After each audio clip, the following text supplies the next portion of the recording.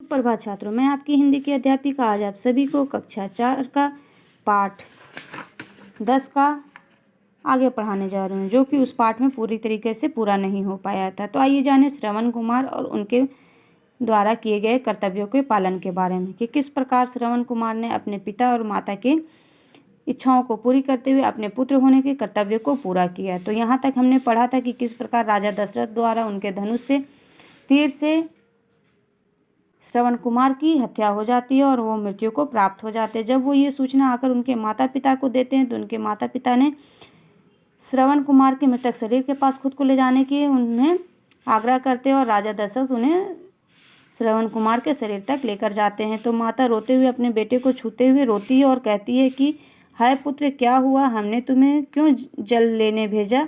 हम पर यह घोर विपत्ति क्यों आन पड़ी है? विधाता हमें किस अपराध हेतु यह पुत्र वियोग दिया है? क्योंकि वो पहले से ही अंधे थे और वो इस अंधेपन में अपने पुत्र से ही सहारा पाते थे, और इस बुढ़ापे और अंधेपन के बावजूद जब उनके बिना किसी अपराध के उनके पुत्र को विधाता उनसे अलग कर लेता है, तो विधाता से कहती हैं कि उन्हें इस प्रकार का दंड क्यों दिया गया।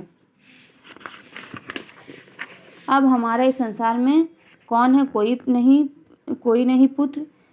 शांतवन पुत्र, कहाँ हो तुम? वो भी रोते हुए कहते हैं कि आज न तो हमें प्रणाम करते हो, ना ही कुछ बोलते हो। तुम धरती पर क्यों सो रहे हो पुत्र?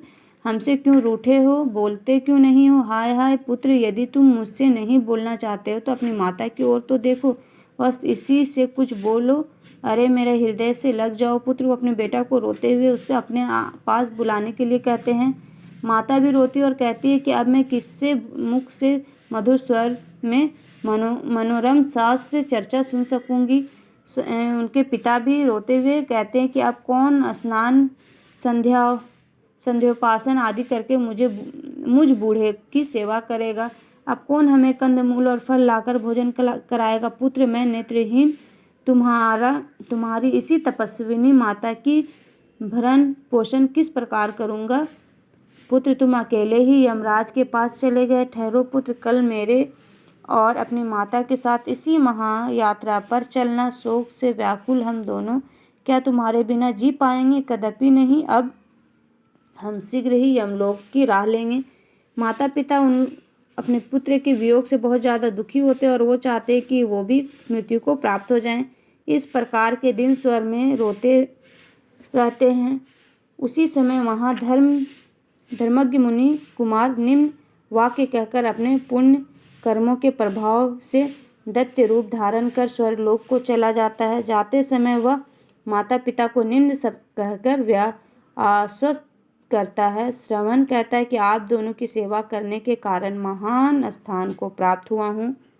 अब आप लोग भी शीघ्र ही मेरे पास आ जाओगे।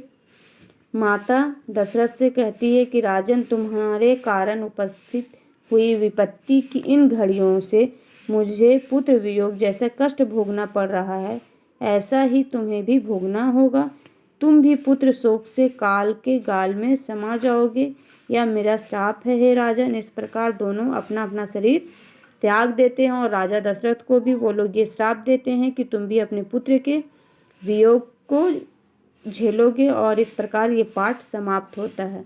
उम्मीद करती हूँ कि इस पाठ के माध्यम से बच्चों को जो संदेश दिया जा रहा है वो आप सभी को अवश्य समझ में आया होगा कि माता पिता भक्त श्रवण के जीवन के बारे में आप लोग ने जाना ही तो किस प्रकार वो अपने बड़ों का और अपने माता पिता का सम्मान करते हैं। हम भी उम्मीद करते हैं कि आप सभी इस पाठ के आधार पर समझ गए होंगे कि अपने माता पिता के कामों को करना आपका कर्तव्य है, ना कि आपका बोझ। धन्यवाद।